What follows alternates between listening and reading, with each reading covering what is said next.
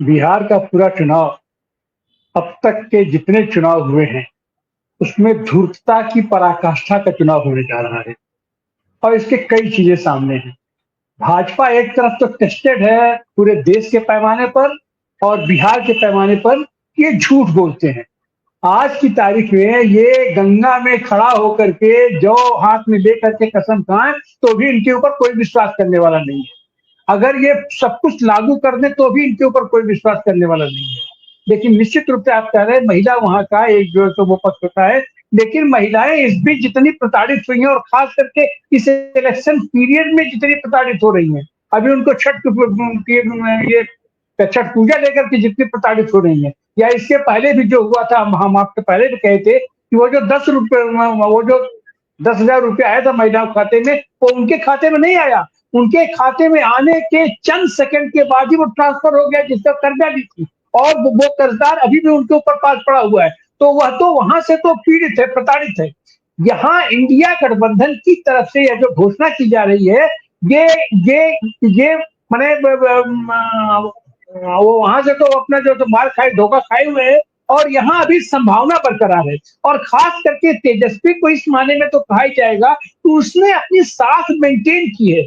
पिछले दिनों जो एक सरकार बीच में बन गई थी, उसमें एक छोटी सी भूमिका में था, उप मुख्यमंत्री की भूमिका में था। वहां उसने जो जो उसने कहा था, उसको मैक्सिमम उसने लागू करने की कोशिश की या लागू किया। तो यहाँ एक टेस्टेड मामला है और वहां एक वो टेस्टेड रिएक्शन का मामला है, धूर्तता का मामला है। एक बात और बता दें, ये चाहे जितना छल छद कर ले, सामने बिल्कुल जो क्लियर कट तस्वीर है कि भारतीय जनता पार्टी की वहां सरकार तभी बन सकती है जब वो अब्सोल्यूट मेजॉरिटी में रहेगी। एक भी सीट अगर उनकी कम होगी तो उनकी संभावना वहीं पर छीड़ हो जाएगी। और बड़ी पार्टी कैसे हो जाएंगे? 100 सीट वो लड़ रहे हैं, 100 सीट में अगर उनकी 100% पार्किंग हो जाएगी तो भी वो नहीं हो पाएंगे बड़ी अपना, क्योंकि इधर इंडिया गठबंधन में जो कुछ भी हो, ये लोग तो निश्चित रूप से भारतीय जनता पार्टी से बड़ी तो कोई भी पार्टी होगी। और जो सिचुएशन, जो इक्वेशन वहां बन रहा है, नीतीश कुमार वहां कॉमन फैक्टर है। नीतीश कुमार से जितना ही वो लोग हेट कर रहे हैं, उतना ही नीतीश कुमार घुस रहा है मैदान में। नीतीश कुमार इंडिया गठबंधन के लिए भी स्वीकार्य है, और एनडीए गठबंधन उसके अलावा उससे उसको छोड़ करके अपनी कल्पना भी नहीं कर सकता है। तो फल ये अपना परिणाम है कि इस बार का वहां का चुनाव माने पहली बार ऐसा चुनाव हो रहा है जहां जिसके नेतृत्व में चुनाव लड़ा जा रहा है, उसको स्पष्ट रूप से मालूम है कि उसके नेतृत्व में सरकार नहीं बनने जा रही है। तो और यह चीज आज की तारीख में वह जो कंस्टिट्यूंसी है नीतीश कुमार की, नीतीश कुमार अपनी कंस्टिट्यूंसी में उसके ये मैसेज चला गया है कि नीतीश कुमार को बार बार अपमानित किया जा रहा है।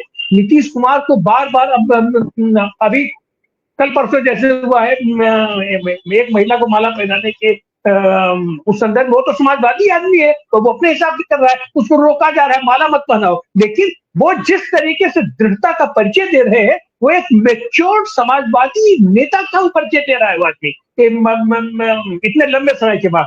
तो ये कुल जो हटा करके वहां का चुनाव निश्चित रूप से बहुत ही दिलचस्प होने जा रहा है। और ये जो अपना गोदी मीडिया है, ये जो हल्ला मचा रही एनडीए का, तो पूरा एकदम पैक्ट हो गया, कम्पैक्ट है। और इंडिया गठबंधन में अभी भी झगड़ा, अरे कहीं कोई झगड़ा नहीं है।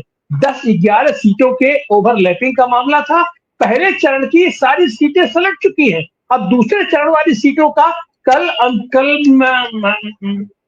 अंतिम तारीख है पर्चा वापसी का, और कल तक भी चीजें सलट जाएंगी। तो और यहाँ पर अगर कुछ बीच में रह भी जाता है किसी कारण, अपना कारण, तो उसका कोई मतलब नहीं बनता है। तो दूर दूर तक भारतीय जनता पार्टी की कहीं कोई संभावना नहीं दिखाई पड़ रही है। गोदी मीडिया ये लोग चाहे जितना हल्ला मचा ले, और ये जनता स्पष्ट रूप से सब लोग जान चुके हैं कि इनका सब की सब फर्जी घोषणा है। और यहाँ पर जो घोषणा की जा रही है उसकी तो विश्वसनीयता है ही है। यहाँ इस बात की उम्मीद है, ये लोग जो घोषणा नहीं किए हैं, वह भी जो समाजवादी विचारधारा के अंदर रहता है, समाजवादी समाज ये समता मूल्य समाज के लिए है, वो सारी चीजें भी ये लागू करेंगे, और ये उत्साह के साथ लागू करेंगे। इनके साथ लेफ्ट है, तो लेफ्ट की इतनी तो साथ है कि लेफ्ट अगर खड़ा है तो वो विधिवत इस सरकार को चलवाएगा 5 साल चलवाएगा बिना किसी लाग लपेट टिकट के अपना चलवाएगा, तो वहां जो अनिश्चित माहौल था, यहाँ निश्चित माहौल है। तो निश्चित रूप से इस बार का बिहार का चुनाव परिणाम देने जा रहा है और बहुत बेहतर से बेहतर परिणाम देने जा रहा है, जो कि देश की राजनीति पर प्रभाव डालने वाला है। और इसी कारण जी अमित शाह, मोदी और सारी इनकी टीम परेशान है। जी सर। जी जी, बहुत बहुत आपका शुक्रिया। असल में समय हो गया है, नहीं तो तारा राव जी की और भी टिप्पणी लेते हम लोग। लगातार बहुजन संवाद के ऊपर, बिहार के ऊपर कार्यक्रम अपना जारी रखेंगे। ये बात एकदम साफ है कि सीपीआई एमएल जैसे जब पार्टनर्स हैं, तो उन्होंने अपनी तरफ से जो सीट दी गई थी 20, उन्होंने कहा कि हमारे बहुत सारे क्लेम्स थे, लेकिन हम 20 सीटों पर ही लड़ेंगे और हमारा कहीं पर कोई ओवरलैपिंग नहीं होगा। और उसी तरीके से एक के बाद एक सभी पार्टियों ने अपनी इस सहमति को उन्होंने बताने का काम कर दिया। और इसलिए एक ये कि पूरे तरीके से नीतीश को हटाने की जो कोशिश है भारतीय जनता पार्टी को, वो भी एक तरीके से ताकत देने का काम महागठबंधन को कर रही है, क्योंकि लोग जो है किसी भी हालत में बिहार जो है वो भाजपा को पसंद नहीं करता, तो बड़ी पार्टी तो नहीं बन सकती। जो है अब हमारे साथ में बिहार बनाओ नई सरकार का जो एक दौरा है, कल से वो शुरू हो रहा है। 23 तारीख को कल दीघा के अंदर कार्यक्रम है।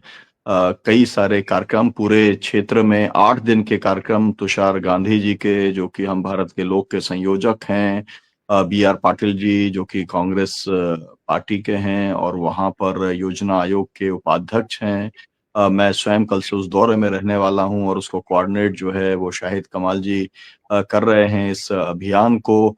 तो वो दौरा जो है वो भी महागठबंधन के पक्ष में हो रहा है।